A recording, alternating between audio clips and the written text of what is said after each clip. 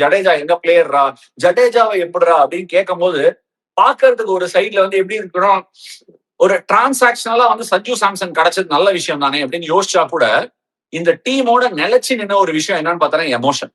Okay, it is never been far away from emotion.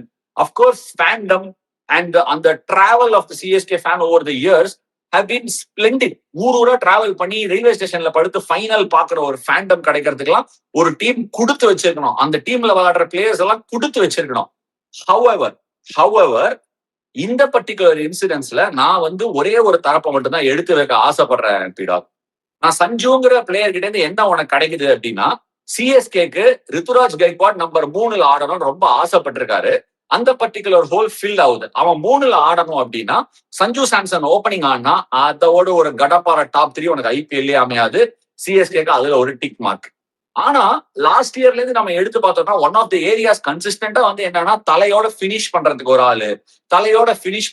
ஆளு அப்படின்னு யோசிக்கும் போது பிரெவிஸ் ஒரு மிடில் ஆர்டர் என்ஃபோர்சர்.